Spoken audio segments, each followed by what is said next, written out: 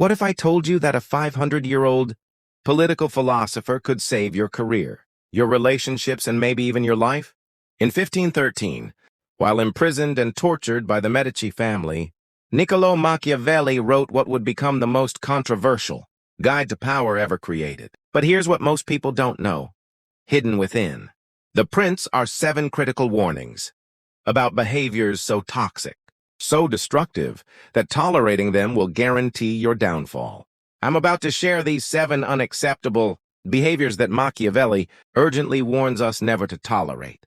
Whether you're dealing with a manipulative boss, a backstabbing friend, or trying to navigate the treacherous waters of modern politics and business, these insights will be your shield. But first, smash that like button if you're ready to stop being a victim of other people's games. And subscribe, because we're diving deep into the darkest corners of human nature today. By the end of this video, you'll recognize these behaviors instantly, understand why they're so dangerous, and most importantly, know exactly how to respond when you encounter them. Trust me, you will encounter them. Let's begin with a story that will chill you to the bone.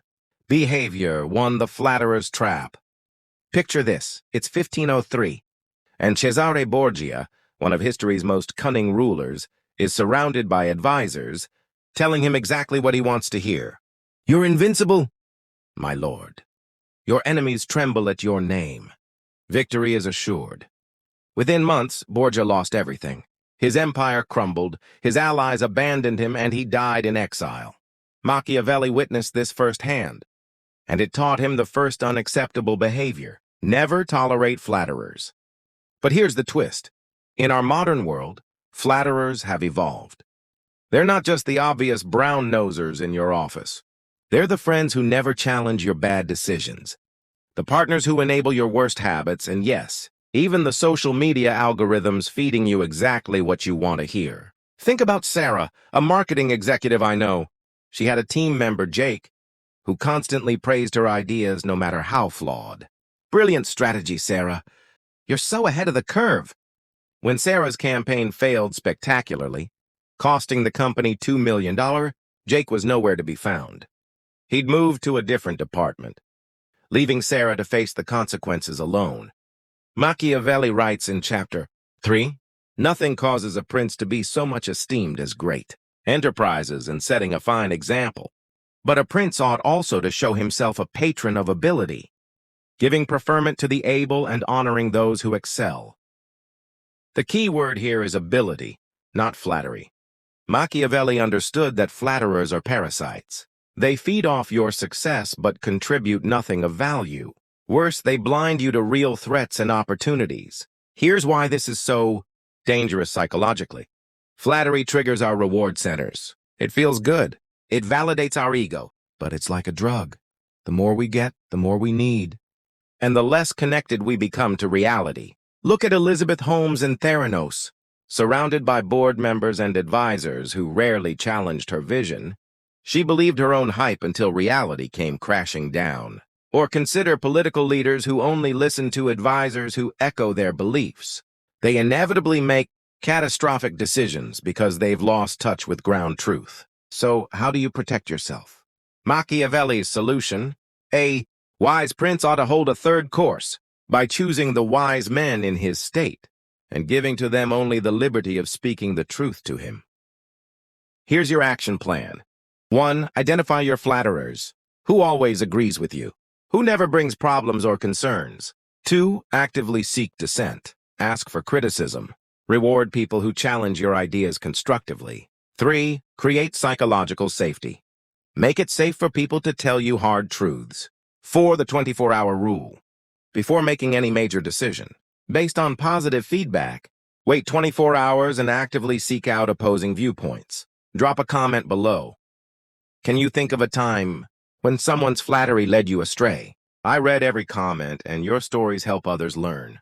Now, if flatterers are dangerous, wait until you hear about the second behavior that Machiavelli says will destroy you from within. Behavior 2: the inconsistent ally. Imagine you're in a medieval Italian city-state. War is coming. You've made an alliance with a neighboring prince who promises military support. The battle begins. You're outnumbered. counting on reinforcements. And they never come. Your ally decided the wind was blowing in a different direction. You're not just defeated, you're dead. This is the second unacceptable behavior. Machiavelli warns us about, never tolerate inconsistent allies. But let's bring this into your world. Meet David, a software entrepreneur. He partnered with Marcus, who promised to handle all the technical development while David focused on sales. For months, Marcus was enthusiastic, working late nights, full of innovative ideas. Then suddenly, as the product neared launch, Marcus became unreliable. Missed deadlines, unclear communication, sometimes disappearing for days. When David confronted him, Marcus said, "I'm just exploring other opportunities." Their startup collapsed 3 weeks before launch because David couldn't find replacement technical talent in time. Machiavelli observed, "He who neglects what is done for what ought to be done sooner affects his ruin than his preservation." In other words, inconsistent people are dangerous because they force you to plan based on what they say they'll do, not what they actually do. Here's what makes inconsistent allies so toxic. First, they create planning paralysis. You can't build solid strategies when a key component is unreliable. It's like trying to construct a building on shifting sand. Second, they consume disproportionate mental energy. Instead of focusing on execution, you're constantly second-guessing, creating backup plans, and managing their unpredictability. Third, they contaminate team morale. Other team members see the inconsistency and either lose respect for your judgment or start becoming unreliable themselves. What drives inconsistent behavior? Often it's one of three things. Fear of commitment. They want the benefits without the responsibility. Opportunism. They're always looking for a better deal. Lack of character. They simply don't value their word. Machiavelli wrote extensively about Cesare, Borgia's relationship with the Orsini family. They promised support, then betrayed him, then sought reconciliation when it benefited them. Borgia eventually eliminated this inconsistency permanently. A solution we can't use today, but the principle remains. Inconsistent allies are ultimately enemies in disguise. Consider the partnership between Steve Jobs and John Sculley at Apple. Sculley was brought in as CEO with promises of supporting Jobs' vision while adding operational expertise. Initially consistent, Sculley gradually shifted, eventually leading a boardroom coup that pushed Jobs out. The inconsistency destroyed one of tech history's most important partnerships. How do you spot inconsistent allies before they damage you? The pattern recognition test. Track their commitments versus delivery over time. Notice if their enthusiasm correlates with external circumstances. Pay attention to how they talk about other partnerships or commitments. The stress test. How do they behave when things get difficult? Do they stick around during low points or only show up for successes? Are they willing to sacrifice for the partnership or only take from it? Machiavelli's approach. A prince ought to live amongst his people in such a way that no unexpected circumstances, whether of good or evil, shall make him change. Your protection strategies. 1. Build redundancy. Never depend on a single ally for critical functions. 2. Document everything. Clear agreements about expectations and consequences. 3. Regular check-ins, monthly. Alignment meetings to surface. Inconsistencies early. 4. Exit strategies. Always have a plan B that doesn't depend on them. Quick question for you, and be honest in the comments. Are you an inconsistent ally to someone? Sometimes we're so focused on identifying others' flaws that we miss our own. Self-awareness is the first step to building better partnerships. If inconsistent allies will betray you when times get tough, our third unacceptable behavior is even worse. These people will betray you precisely because times are good. Behavior 3. The envious competitor. Florence, 1502. 2 brilliant military engineers work side by side, defending the city against Pisa. Both are respected, both are capable. But one of them, consumed by envy of the other's growing reputation, begins to sabotage their shared projects. Walls collapse, strategies fail, soldiers die. The envious engineer destroyed not just his colleague, but himself, and nearly handed Florence to its enemies. This brings us to the third. Unacceptable behavior. Never tolerate envious competitors. Let me tell you about Rachel and Tom. They were both senior managers at a tech company, working toward the same VP position. Initially, they collaborated well, sharing resources and insights. But as Rachel's projects started gaining more visibility, Tom changed. He began subtly undermining her in meetings. Rachel's idea has merit, but have we considered the risks? He'd schedule conflicting meetings during her presentations. He even started taking credit for collaborative work, saying things like, "Rachel and I developed this, though I handled the strategic components." When Rachel got promoted to VP, Tom didn't congratulate her. Instead, he immediately started a whisper campaign about her qualifications. Within 6 months, he'd poisoned the well so thoroughly that Rachel's effectiveness was compromised. And Tom? He was fired for creating a toxic work environment. Machiavelli understood envy as one of the most destructive forces in human relations. He wrote, "Men judge generally more by the eye than by the hand. For everyone can see and few can feel. Everyone sees what you appear to be, few really know what you are." Envious competitors are obsessed with appearances and comparisons. They can't celebrate others' success because they see it as a diminishment of their own worth. Here's what makes envious competitors so dangerous. They appear collaborative initially. Unlike obvious enemies, envious competitors often start as allies or neutral parties. The envy develops over time as your success becomes evident. They know your weaknesses. Because they've worked closely with you, they have insider knowledge about your methods, fears, and vulnerabilities. They're motivated by emotion, not logic. You can't reason with envious competitors because their actions aren't driven by rational self-interest. They're driven by the psychological pain of seeing you succeed. Machiavelli observed this pattern repeatedly in Renaissance Italy. The Pazzi conspiracy against the Medici family in 1478 wasn't just about political power, it was fueled by Francesco Pazzi's personal envy of Lorenzo di Medici's influence and charisma. The conspiracy nearly succeeded, killing Lorenzo's brother Giuliano, but ultimately destroyed the Pazzi family entirely. Think about the relationship between Bill Gates and Gary Kildall. Kildall created CP/M, the dominant operating system before MS-DOS. When IBM approached both companies, Kildall's envy and resentment toward Gates' business acumen led him to make decisions that ultimately handed the PC revolution to Microsoft. Kildall spent years bitter about what could have been, while Gates built one of history's most successful companies. Envious competitors rarely announce themselves. Here's how to spot them. Backhanded compliments. Great presentation, though I'm not sure everyone understood the technical depth. Competitive framing. They consistently turn collaborative situations into competitions. Credit redistribution. They minimize your contributions while amplifying their own. Emotional reactions to your success. Watch their facial expressions and body language when you achieve something. Genuine colleagues feel happy. Envious competitors feel pain. Envious competitors follow a predictable pattern. 1. Initial cooperation, while assessing your capabilities. 2. Subtle competition, testing boundaries. 3. Active undermining, when they realize you're succeeding. 4. Open hostility, when subtlety fails. 5. Destructive behavior, attempting to tear you down even at cost to themselves. Machiavelli's advice was direct. Since love and fear can hardly exist together, if we must choose between them, it is far safer to be feared than loved. With envious competitors, you have 3 options.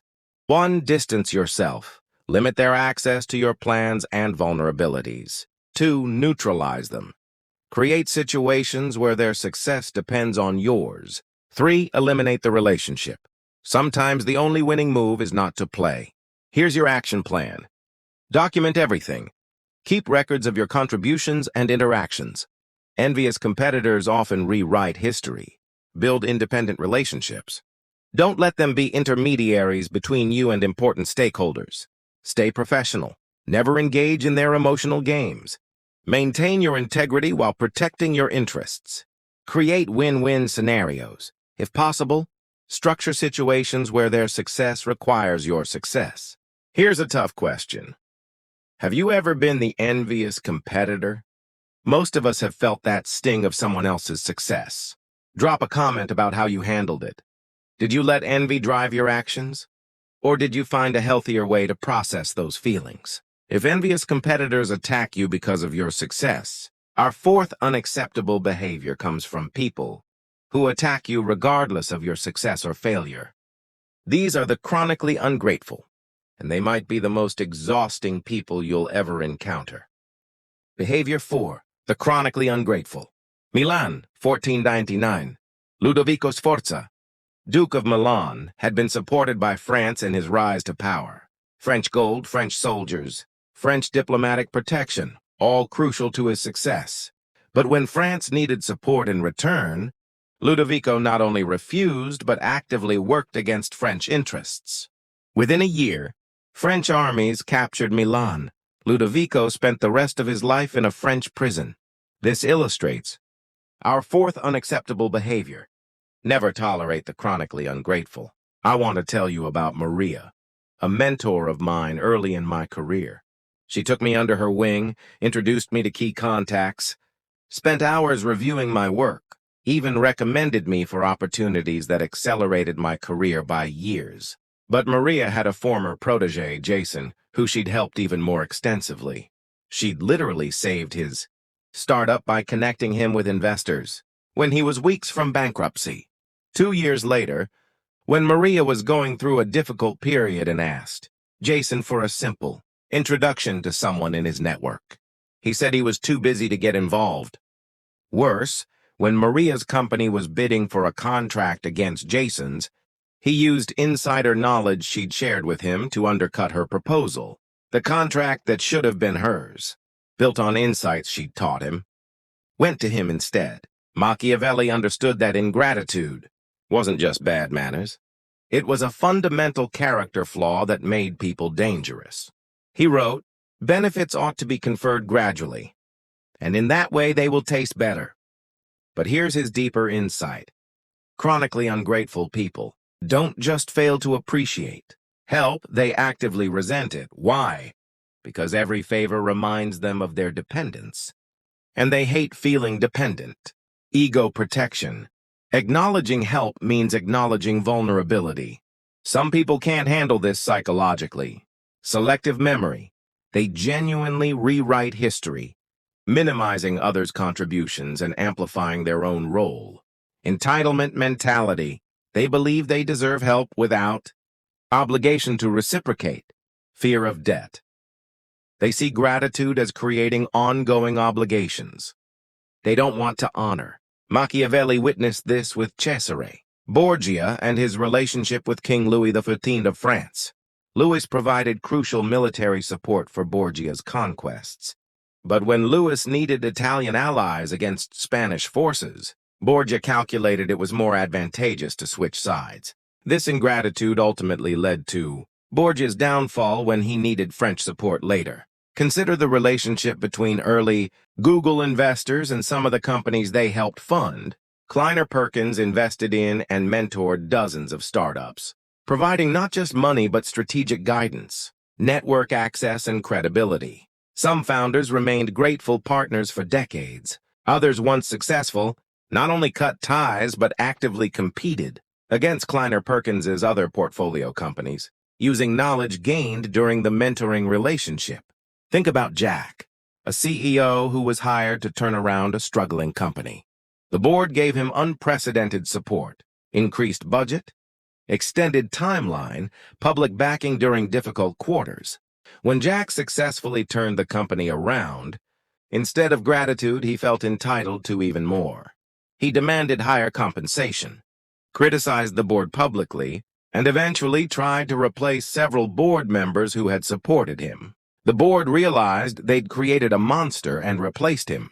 Within a year of the turnaround's completion, how do you identify chronically ungrateful people before they betray you? They minimize others' contributions. Sarah helped a little, but I did most of the work myself. They focus on what wasn't provided. Instead of appreciating what they received, they complain about what was missing. They rewrite history. 6 months later, they remember situations very differently, always amplifying their role. They're generous with criticism, stingy with praise. They freely point out problems but rarely acknowledge good work. They have a pattern. Look at their other relationships. Do they maintain long-term gratitude toward anyone? Here's why chronically ungrateful people are so dangerous. They turn your kindness into a weapon against you. Every favor becomes insider knowledge they can use. Every vulnerability you show while helping them becomes a potential attack vector. Worse, they often believe their ingratitude is justified. In their minds, you helped them because it benefited you somehow, so they owe you nothing. Machiavelli's solution was pragmatic. A prince ought to inspire fear in such a way that, if he does not win love, he avoids hatred. With chronically ungrateful people, your options are conditional help. Provide assistance only with clear, immediate reciprocation expected. Limited exposure. Never give them enough information or access to seriously damage you. Transactional relationships. Treat every interaction as a business transaction, not a favor. Complete avoidance. Sometimes the best strategy is simply not to engage. Here's how to protect yourself.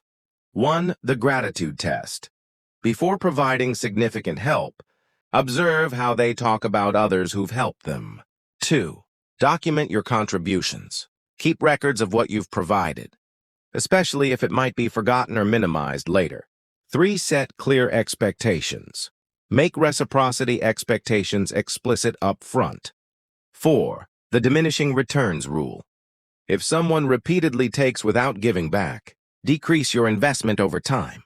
Before we judge others too harshly, let's be honest, we've all been ungrateful at times. Maybe you can think of someone who helped you that you never properly thanked. Maybe there's still time to reach out. Drop a comment if this section made you think of someone you should thank. Sometimes these videos create positive actions, and that makes all the difference. If chronically ungrateful people drain your energy by taking without giving, our 5th unacceptable behavior is even more insidious. These people will systematically tear down everything you've built, and they'll make you believe it's for your own good. Behavior 5. The systematic saboteur. Imagine you're building something important, a business, a relationship, a reputation. Day by day, you're making progress. But there's someone in your circle who seems helpful on the surface, always offering suggestions, always involved. Yet somehow everything they touch goes wrong. Projects get delayed. Communication gets confused. Key relationships get damaged. And when you look back, you realize it's not bad luck. It's sabotage.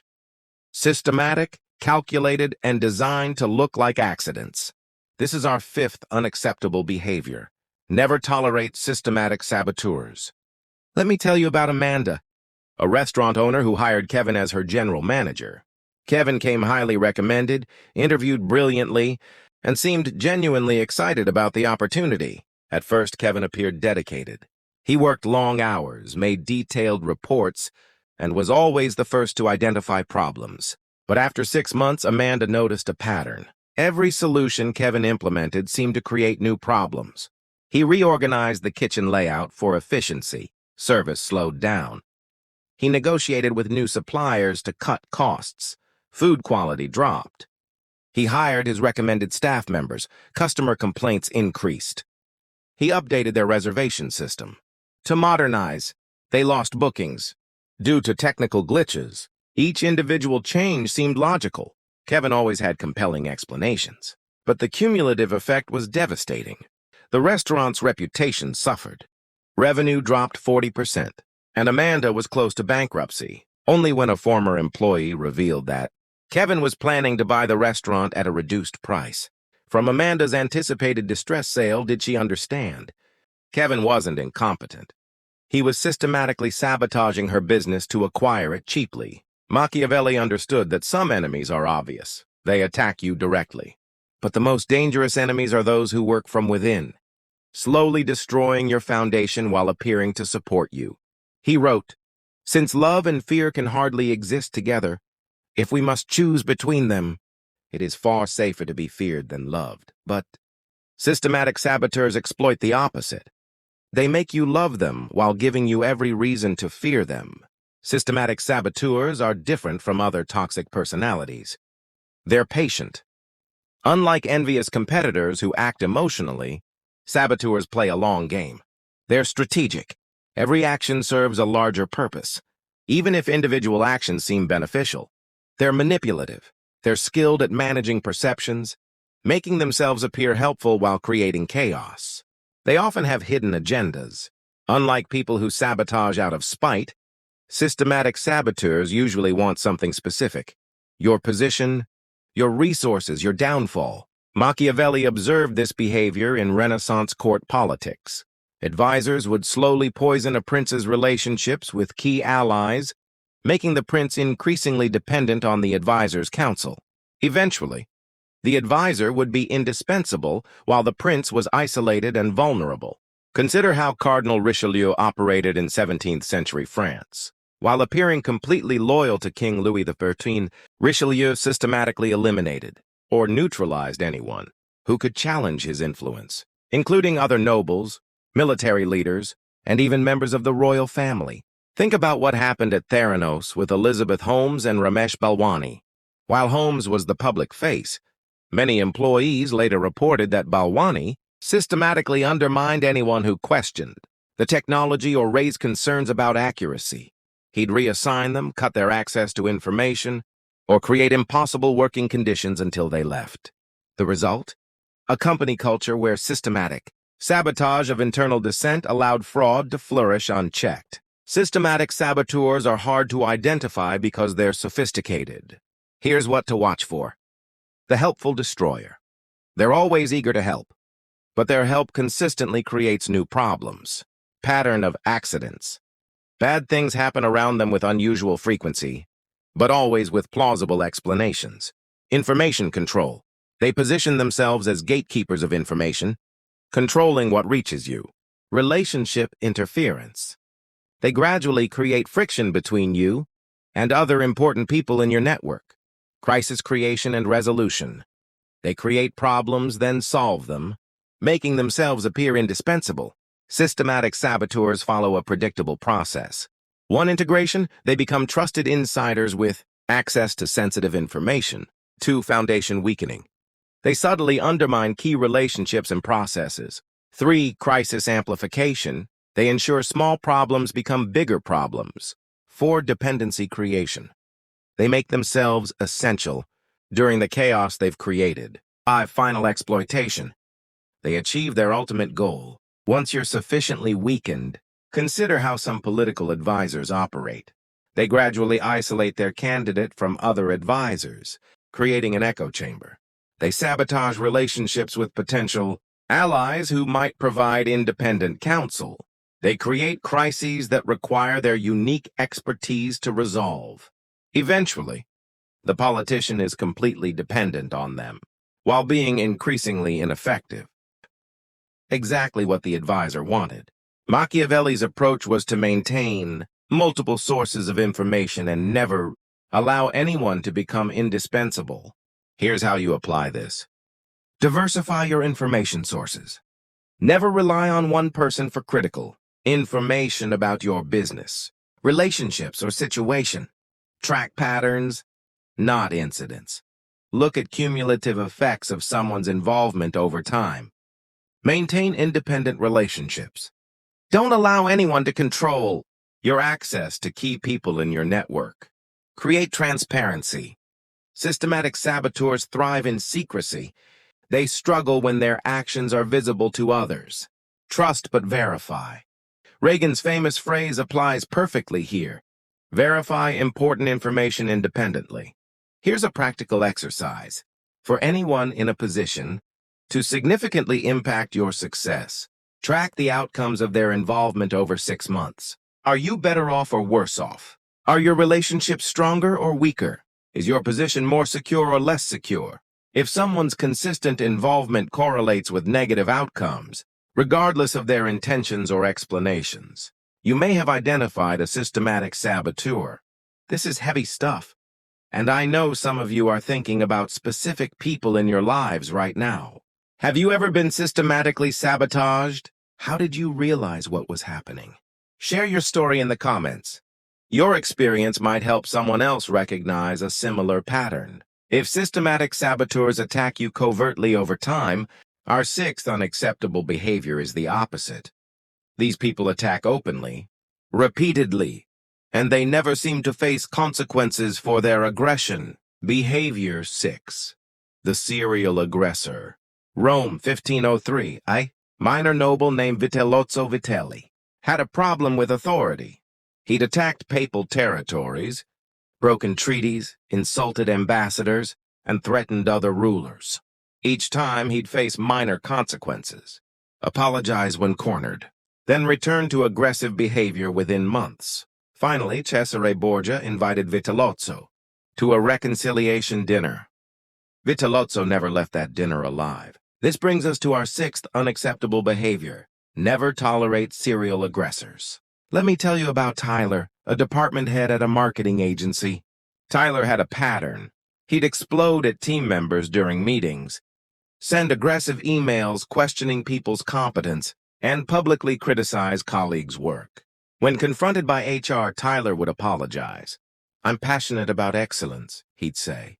"Sometimes my intensity comes across wrong." He'd be calm for a few weeks. Then the aggression would return, often worse than before. Sarah, a talented graphic designer, was Tyler's frequent target. He'd dismiss her ideas in meetings, send her work back with harsh criticism, and make snide comments about her creative limitations. Sarah's confidence plummeted. Her work quality suffered, and she eventually quit, taking 2 other talented designers with her. Tyler's serial aggression cost the company 3 excellent employees, damaged team morale, and created a culture of fear. Yet he kept his position because he was effective when managed properly and brought in good clients. Here's what makes serial aggressors particularly dangerous. They escalate gradually. Each incident pushes boundaries a little further, testing what they can get away with. They target selectively. They usually focus on people they perceive as unable or unlikely to retaliate effectively. They cycle through remorse. After each incident, they show apparent regret, making others hope this time is different. They exploit organizational inertia. They count on institutions and people avoiding confrontation and hoping problems resolve themselves. Machiavelli understood that serial aggressors operate on a simple calculation. If the benefits of aggression outweigh the consequences, they'll continue. He wrote, "Men ought either to be well treated or crushed, because they can avenge themselves of lighter injuries. Of more serious ones they cannot." This doesn't mean literal crushing in modern contexts, but it means consequences must be severe enough to change behavior, not just create temporary compliance. Serial aggressors often share certain characteristics. Testing behavior, they're constantly probing for weakness, seeing how far they can push before facing real consequences. Instrumental aggression. Unlike people who explode emotionally, serial aggressors use aggression as a tool to achieve specific goals: intimidation, control, or dominance. Selective empathy. They can be charming and reasonable with people they respect or fear, while being consistently aggressive toward those they see as vulnerable. Consequence calculation. They're skilled at reading organizational or social dynamics to identify when they can act aggressively without serious repercussions. Consider how Harvey Weinstein operated in Hollywood for decades. He had a clear pattern of aggressive behavior, professionally and personally. He'd attack people who crossed him, destroy careers, and use his industry power to intimidate victims into silence. The pattern continued because the consequences were manageable for him. Some people would avoid him, some projects might fall through, but his core power remained intact.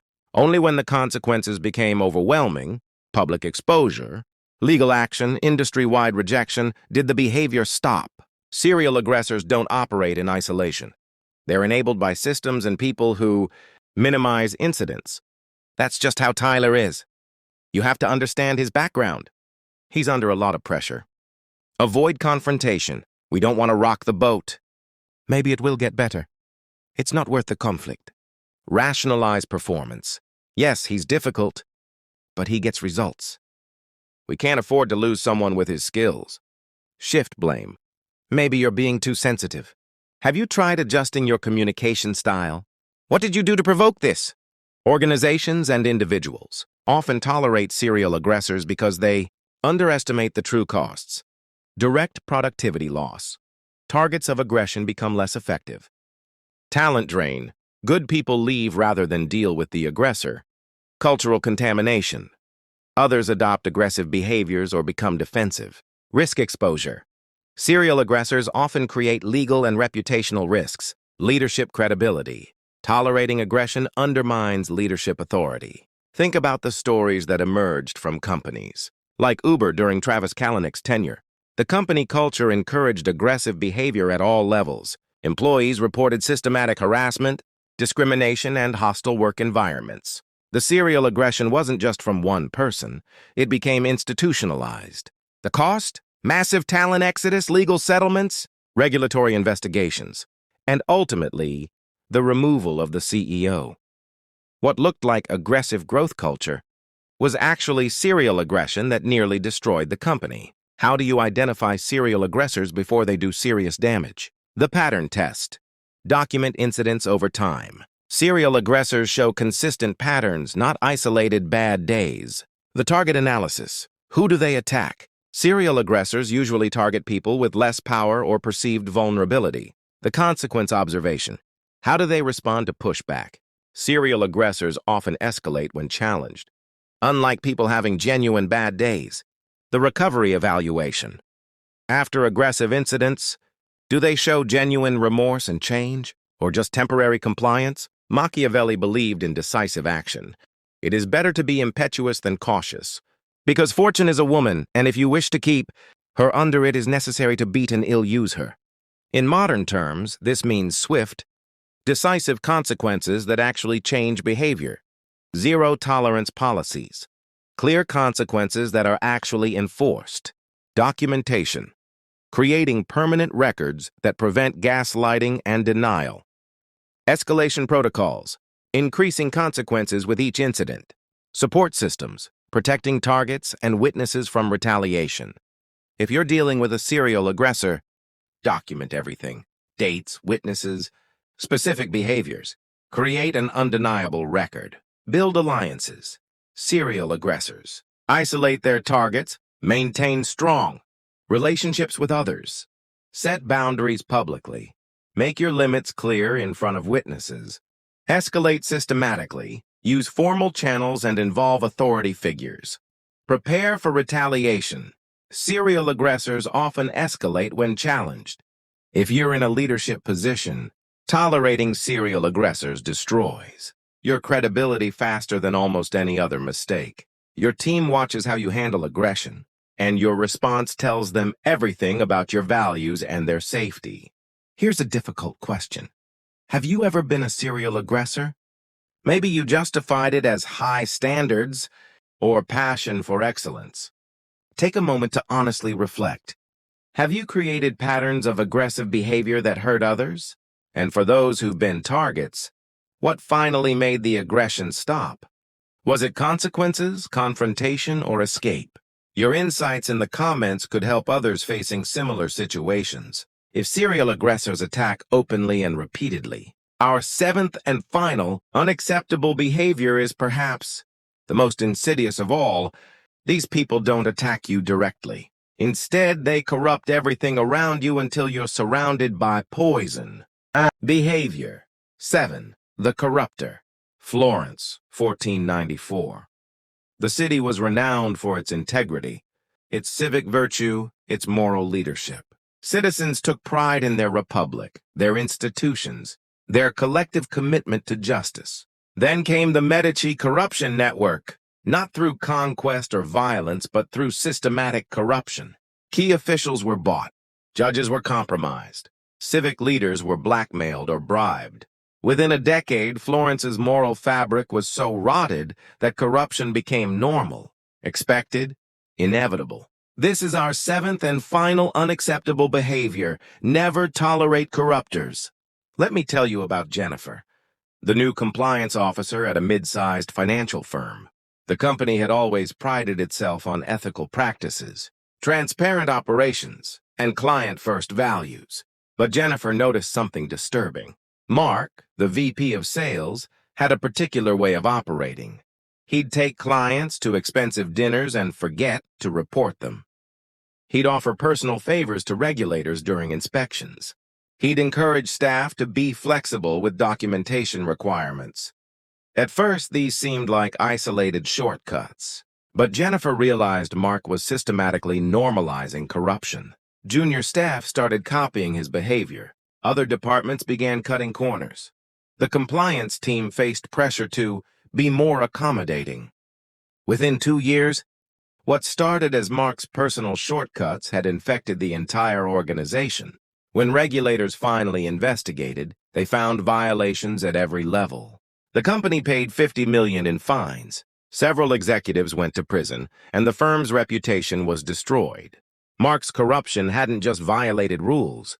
It had corrupted the culture itself. This was perhaps Machiavelli's most profound observation. Corruption spreads like a plague.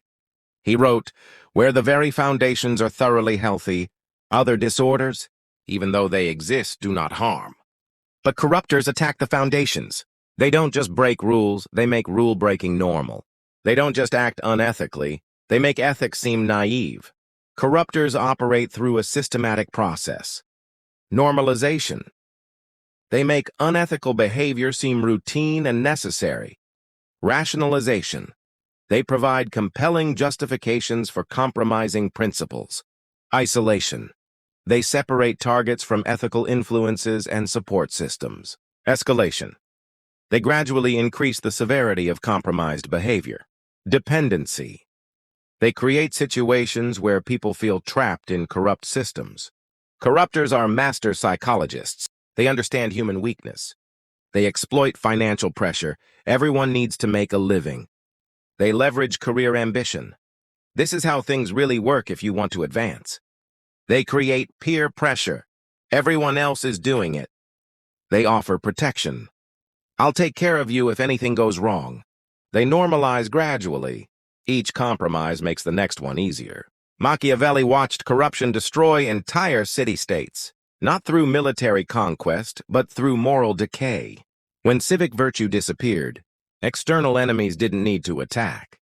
The society collapsed from within. Consider how corruption worked in the Roman Empire's decline. It wasn't barbarian invasions that destroyed Rome. It was the systematic corruption of institutions, military loyalty, and civic responsibility that made the invasion successful. Think about how corruption scandals unfold in modern politics. They rarely start with massive fraud. They begin with small compromises, accepting gifts that are technically legal, using influence for minor favors, or making decisions that coincidentally benefit donors. Each compromise makes the next one easier to justify, until what started as minor rule-bending becomes systematic corruption. What makes corruptors uniquely dangerous is their multiplier effect. They recruit accomplices. Corruption requires cooperation. So they actively corrupt others. They create blackmail networks. Once someone is compromised, they can be controlled. They establish new norms. They change what's considered acceptable behavior. They drive out the ethical. Good people leave. Rather than participate or fight constantly, they attract more corruption. Corrupt environments draw corrupt people. How do you identify corruptors before they poison your environment? They normalize rule-breaking. Everyone does this, or this is how business really works. They attack ethical standards. They mock or undermine people who maintain high standards. They create secret processes. They prefer informal, undocumented ways of operating. They cultivate mutual compromise. They involve others in questionable activities. They have unexplained resources or relationships. Their lifestyle or connections don't match. Their legitimate income or position. Corruptors understand that most people won't jump from complete integrity to major corruption overnight. So they create slippery slopes. First, just this once and only because it's an emergency. Then, well, we did it before and nothing bad happened. Then, everyone knows how this works. Finally, we're in too deep to change now. Machiavelli's solution was institutional strength. Good laws make good men. Create systems that make corruption difficult and expensive. Transparency requirements. Make processes visible and documented. Separation of powers. Don't allow individuals to control entire processes. Regular auditing. Create systematic reviews of behavior and outcomes. Whistleblower protection. Make it safe to report corruption. Swift consequences. Respond immediately and decisively to corrupt behavior. How do you protect yourself from corruptors? 1. Maintain external relationships. Don't let anyone isolate you from ethical influences. 2. Document everything. Corruption thrives in secrecy and deniability. 3. Set clear boundaries. Make your ethical limits explicit and non-negotiable. 4. Seek independent advice. Get outside perspectives on questionable situations. 5. Plan your exit. Always have alternatives so you're not trapped by economic pressure. Here's what Machiavelli understood. When you encounter a corrupter, you face a fundamental choice. You can resist and accept the costs, possible career damage, social isolation, economic pressure, or you can compromise and accept different costs, loss of integrity, moral complicity, eventual exposure risk. But here's what you cannot do. You cannot remain unchanged. Corruptors force everyone around them to choose sides. This is the hardest question I'll ask. Have you ever been corrupted? Not dramatically. Most corruption isn't dramatic. But have you gradually compromised your standards because of pressure, convenience, or rationalization? And more importantly, if you recognize corruption happening around you, did you resist or did you adapt? There's no judgment here. We've all faced these choices. But awareness is the first step to making better choices next time. These 7 behaviors, flatterers, inconsistent allies, envious competitors, the chronically ungrateful, systematic saboteurs, serial aggressors, and corruptors, represent Machiavelli's deepest warnings about human nature. But knowing about them isn't enough. Let's talk about how to actually implement this knowledge in your life. Synthesis and implementation. So there they are, the 7 unacceptable behaviors that Machiavelli warns us never to tolerate. But knowledge without action is worthless. Let me leave you with a framework for actually implementing these insights. Tonight, I want you to do what I call a Machiavellian audit of your life. Review your relationships. Go through your key relationships. Professional, personal, social. For each person, ask, do they exhibit any of these 7 behaviors consistently? Assess your tolerance. Where have you been tolerating behavior that's actually unacceptable? What's the real cost of this tolerance? Identify your vulnerabilities. Which of these 7 behaviors do you struggle most to recognize or resist? We all have blind spots. Plan your responses. For each problematic relationship you've identified, what's your action plan? Distance, boundaries, or elimination? Moving forward, use this 3-step protocol whenever you encounter questionable behavior. Step 1. Document. What exactly happened? When? Who witnessed it? Create an objective record. Step 2. Pattern. Is this isolated or part of a pattern? One incident might be a bad day. Repeated incidents reveal character. Step 3. Consequence. What response does this behavior deserve? Remember, your response teaches people how to treat you. Here's what Machiavelli ultimately teaches us. You cannot control other people's behavior, but you have complete control over your response to their behavior. Every time you tolerate unacceptable behavior, you're making a choice. You're choosing short-term peace over long-term strength. You're choosing to be a victim rather than a protector of your own interests. I'm going to end with a challenge that will separate those who just watched this video from those who will actually transform their lives. Pick one relationship where you've been tolerating unacceptable behavior. This week, not next month, not when it's convenient, but this week, take one concrete action to change that dynamic. Set a boundary. Have a difficult conversation. Remove someone's access to harm you. Document a pattern, whatever the situation requires. Then come back to this video in 30 days and leave a comment about what happened. I guarantee that taking action on just one situation will give you the courage and clarity to address others. If this video helped you recognize patterns in your own life, smash that like button and subscribe for more deep dives into timeless wisdom for modern challenges. Share this with someone who needs to hear it. We all know people who are tolerating unacceptable behavior and don't know how to change it. And remember, Machiavelli wrote The Prince while imprisoned, stripped of power, facing possible execution. He understood that knowledge of human nature isn't just academic, it's survival. You now have that knowledge. The question is, what will you do with it? I'll see you in the next video, where we'll explore how to build the kind of power that no one can take away from you. Until then, remember, the price of tolerating unacceptable behavior is always higher than the cost of rejecting it. Stay strong, stay wise, and never forget, you have more power than you think.